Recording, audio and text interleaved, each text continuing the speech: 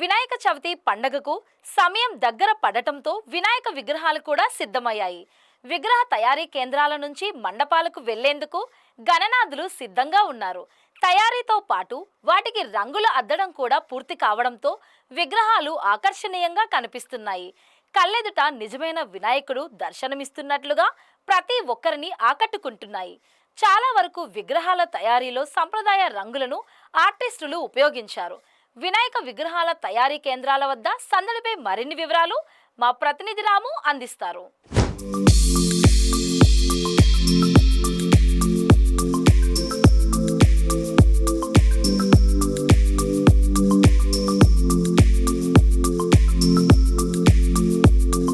హిందువుల మొట్టమొదటి పండగ వినాయక చవితి మరొక 5 రోజుల్లో రాబోతుంది. ఎక్కడ చూసినా సరే భారతదేశ వ్యాప్తంగా వినాయక చవితి సంబరాలు అయితే ఎక్కడికక్కడే కూడా ఆ వాతావరణం కనిపిస్తుంది. వినాయకులు ఇంచుమించుగా ప్రతి చోట విగ్రహాలన్నీ కూడా పూర్తి స్థాయిలో కూడా సిద్ధమైపోయి ఇప్పుడు మనం చూడొచ్చు. విశాఖపట్నంలోని ధర్మానగర్లో ఉన్న ఒక వినాయక విగ్రహాల తయారీ దగ్గర మనం ఉన్నాం. ప్రతి ఒక్క వినాయక విగ్రహం కూడా తయారైపోయింది.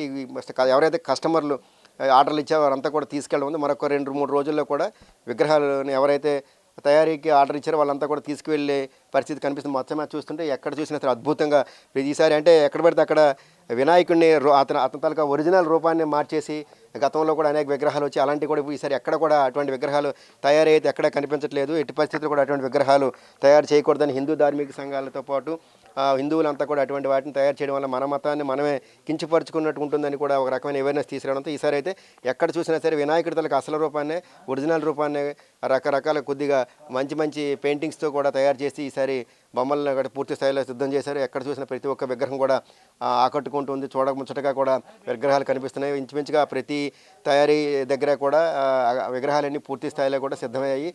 మరొక 2-3 రోజుల్లో కస్టమర్లు అయితే విగ్రహాలను పట్టుకెళ్ళేందుకు రాబోతున్నారు. అయితే ఎక్కడ చూసినా సరే విగ్రహాలు అయితే మాత్రం వివిధ అంటే వినాయకుడి తలకు రూపాన్ని పాడు చేయకుండా మాత్రం ఒక పరిపూర్ణమైన వినాయకుడి బొమ్మలు తయారు చేస్తూ మంచి కలర్స్తో కూడా తయారు చేస్తారు. ఈసారి కూడా ఎక్కడ కూడా ప్లాస్టర్ ఆఫ్ ప్యారిస్ వాడకుండా కేవలం గడ్డి మట్టి ఇటువంటి సాధారణ మట్టితో తయారు చేసి అద్భుతమైన కళాఖండాలను అయితే ఈసారి సిద్ధం చేశారు. ఇక్కడ అసలు ఈసారి వినాయక చవితి సంబంధించి ఇక్కడ ఎవరైతే విగ్రహాల తయారీకి సంబంధించిన వ్యక్తిమానం ఉన్నారో అసలు ఎన్ని రోజులు పట్టింది ఏంటి, ఈసారి ఈ విగ్రహాలకి ఎటువంటి కెమికల్స్ వాడారు ఏంటా లేకపోతే సాధారణ బొమ్మ మందులతో ఇట్లా తయారు చేశారు అనే దానికి సంబంధించి మనతో పాటు మాట్లాడడానికి ఇక్కడ విగ్రహాల తయారీకి సంబంధించిన వ్యక్తి ఉన్నారు.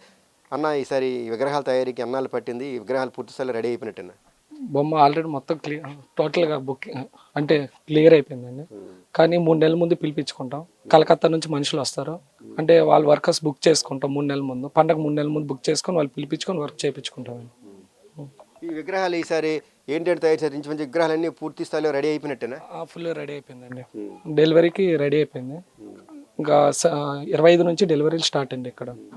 ఇప్పుడు గతంలో లాగా ఎక్కడ పడితే అక్కడ వినాయకుడిని రూపాన్ని మార్చేసి పిచ్చిగా తయారు చేసి బొమ్మలు కనిపించట్లేదు. మీకు ఎవరైనా ఏంటి అవేర్నెస్ కలిగిందా లేకపోతే మీరే ఇటువంటి తయారు చేయడం మొదటి నుంచి అలవాట్లేదా? అలా మాకు స్టార్టింగ్ 19 సంవత్సరాల నుంచి మేము అలా చేయమండి. దేవుణ్ణి దేవుళ్ళలానే పూజిస్తామండి. డిఫరెంట్ స్టైల్లో హీరోలు అలాగా పెట్టమండి. దేవుణ్ణి దేవుళ్ళలానే పూజించాలనుకుని మేము స్టార్టింగ్ నుంచి కాన్సెప్ట్ ద్వారా మేము చేస్తామండి.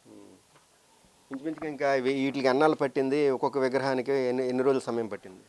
అంటే ఒక బొమ్మ చేయడానికి మినిమం 30 days పడుతుందండి. అలాగా ఒక దానికి ఒక చేసుకుంటూ వెళ్తారండి. ఇప్పుడు వీళ్ళు ఎప్పటి నుంచి డెలివరీ స్టార్ట్ అవుతుంది? డెలివరీ ఎప్పుడు? బొమ్మల డెలివరీ 25వ తారీఖు నుంచి స్టార్ట్, 25వ తారీఖు నుంచి స్టార్ట్ అయింది. ఇట్లా ఈ తయారీకి ఏంటి వాడారు? చాలా వరకు కూడా ప్లాస్టర్ ఆఫ్ ప్యారిస్ వాడకూడదని నిబంధన ఉంది కదా. మీరు ఏంటి వాడారు విగ్రహాల తయారీకి? పెయింటింగ్స్ సంబంధించి కానీ మట్టికి సంబంధించి కానీ ఎక్కడి నుంచి తీసుకొచ్చారు ఇవన్నీ? మేము కర్ర, మట్టి, గడ్డి, గంగా మట్టి తెస్తామండి. మెయిన్ ఫినిషింగ్ చూస్తాం మా దగ్గర. కలకత్తా నుంచి గంగా మట్టి తెస్తాం, దాంతో మేము బొమ్మలు తయారు చేస్తాం. ప్లాస్టర్ ఆఫ్ ప్యారిస్ ఎక్కడైనా దేనికి వాడలేదు కదా? అలాంటివి వాడమండి. ఓన్లీ మట్టి, ప్యూర్ వాటర్ కలర్స్, ఏదైనా వాటర్ కలర్స్ నీళ్ళలో పడగానే వాటర్. మొత్తం చూస్తే వినాయక విగ్రహాలకు సంబంధించి కూడా పూర్తి స్థాయిలో కూడా సాంప్రదాయ కలర్స్నే వాడడం, ఎక్కడ కూడా ఎటువంటి ప్లాస్టర్ ఆఫ్ ప్యారిస్ కానీ ఏవి వాడలేదని కూడా చెప్తున్నారు. మరోవైపు చూస్తే ఈసారి మా దగ్గర తయారయ్యే విగ్రహాలకు సంబంధించి అయితే మాత్రం వినాయకుడి తాలకు సంబంధించి రూపాన్ని పాడు చేయకుండా మనకి పురాణాల్లో ఉన్న విగ్రహాలు ఎలా ఉంటాయి వినాయకుడికి సంబంధించి పురాణాలు చెప్పిన విధంగానే నీట్గా కూడా వినాయకుడు అసలు రూపాన్ని ఎక్కడికక్కడ తయారు చేసాం. చాలా అన్ని 3 నెలలు సమయం పట్టింది. కలకత్తా నుంచి ఇక్కడ మట్టి కూడా ఇక్కడి నుంచి కాకుండా కలకత్తా నుంచి గంగా నది నుంచి మట్టిని తీసుకొచ్చి తయారు చేసాం. ఎక్కడ కూడా ఇటువంటి ప్రతి ఒక్క విగ్రహాన్ని కూడా పూర్తి స్థాయిలో అద్భుతంగా వచ్చేలా సిద్ధం చేసామని కూడా వాళ్ళు చెప్తున్నారు. మరొక 2-3 రోజుల్లో కూడా విగ్రహాలకు సంబంధించి ఎవరైతే కస్టమర్లు ఆర్డర్లు ఇచ్చారో అంతా కూడా విగ్రహాల తాలూకా డెలివరీ అయితే స్టార్ట్ అవుతుందని కూడా వాళ్ళు చెప్తున్న పరిస్థితి. మొత్తం మీద చూస్తే వినాయక చవితి పండగ అయితే సందడి అయితే మొదలైందనే చెప్పవచ్చు. వీడియో జర్నలిస్ట్ సత్యేతరాము, BBC టీవీ విశాఖపట్నం.